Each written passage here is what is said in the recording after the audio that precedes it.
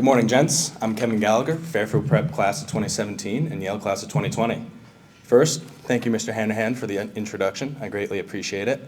And also, thank you to my mother who joined us this morning. Mom, can you give a wave?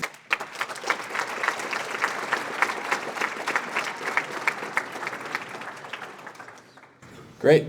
So I'm here to share some words with you on how prep forged a mindset and still drives my work and impacted my life. Before kicking off, to briefly introduce myself again, I grew up in Darien to an Irish Catholic family and had the privilege of coming here to prep. Here, as Mr. Hammerhand mentioned, I played rugby, hockey, and served in student government, among some other activities. I was then blessed to continue my education at Yale, started my career running a research lab there, then worked in venture capital, private equity, and clean energy. I most recently founded an independent energy company producing carbon-negative biofuels. If I can ever be a resource to anyone, please reach out, and I mean that part of the Prep Brotherhood, however I can be of assistance. What you should also know about me, and my mom will support me in this story, is back in preschool, my teacher told my mother at conferences, because that's a thing for preschoolers, that I wasn't good at coloring. I used the same blue crayon all year, and I didn't stay inside the lines. I was promptly instructed to obey those lines, which I did for a good while.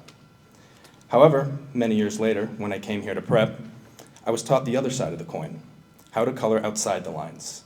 I'd like to first talk about what that means, second, why that habit matters now more than ever, and third, how prep cultivated that in me and all of you. Lastly, I'll conclude with how you can wield this as you start your career in a changing world. So first, what this means. Coloring outside the lines is intellectual curiosity in action. It's venturing outside your comfort zone, weaponizing radical curiosity, and creating something outside the pre-established framework that we all commonly operate in. It involves building something from nothing. So think a poem from a blank page, a painting from a canvas, or a business out of thin air. The simple act of creation, by definition, requires a disposition of poetic hubris. The conclusion that something new is necessary, that the sum of humanity's output to date is inadequate, and not precisely what we need, is a radical one. Rejection of what exists as adequate resides at the confluence of intellectual curiosity, borderline insanity, and unwavering confidence. And that's beautiful. That's beautiful because you think you can do it better. And let me tell you, you're right. The artist, the entrepreneur, the reformer, they all start with the same stubborn conviction. The world can be better, and only you can draw it.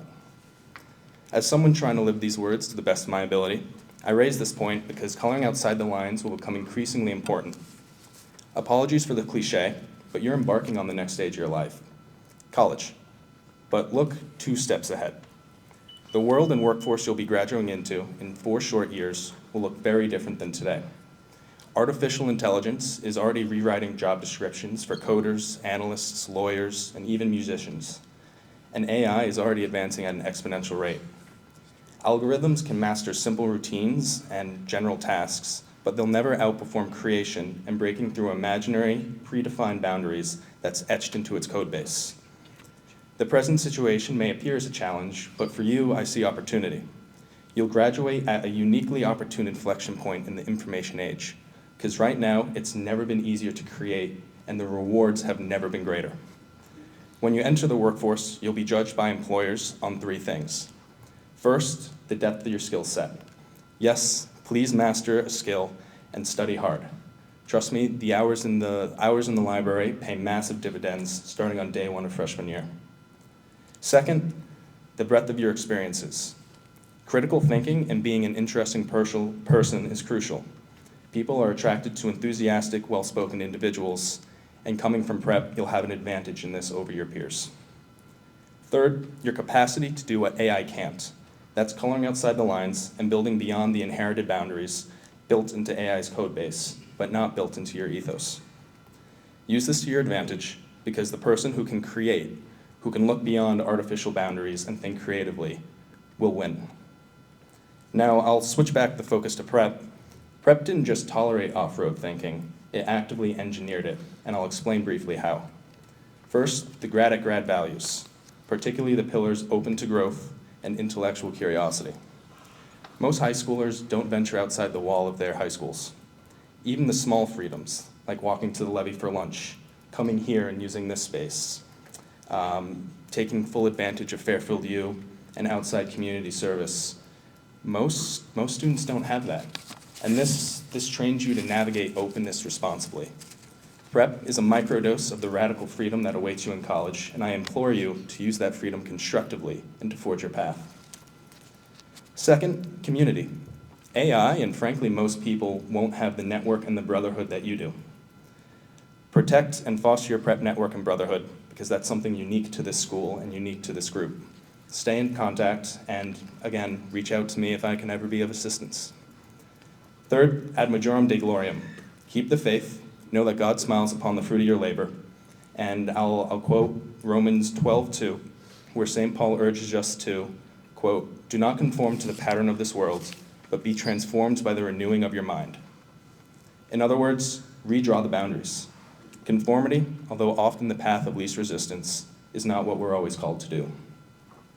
Looking back at my prep experience, the community and these values have kindled the spirit. Prep is something special, and my life would look very different without the privilege of calling this home. Applying these thoughts to my journey so far, I ask that you not only listen to my words, but look upon what I do with my actions. Using what I learned at prep, I started my career in VC and cut my teeth in investing. I pivoted well outside my comfort zone into energy, based out of Nova Scotia, Canada. Very far away and very cold. After 2 years learning everything I could there, I sought to focus on opportunities closer to home and spun out and created my own company. Definitely a move off the beaten path. Today, we're actively advancing our platform, Decarb Energy Partners, and we transform waste and biogas pollution into carbon-negative biofuels. Obviously, it remains to be seen how the story ultimately unfolds, and there's a long road ahead. But I mention this to drive the point that I'm striving to live these words and prep values, and I encourage you to do the same. Class of 2025, to wrap up these remarks this morning, here's my challenge to you to embrace prep's ethos. First, guard your curiosity like a flame. Use that flame to set the world on fire. Measure success by impact and integrity, and draw boldly outside the lines. This will prepare yourself for the world 4+ years from now, and the world will benefit from the creation possible by your hands and your hands alone. You already possess the tools that Prep armed you with, so go forth, draw boldly, and hail Fairfield.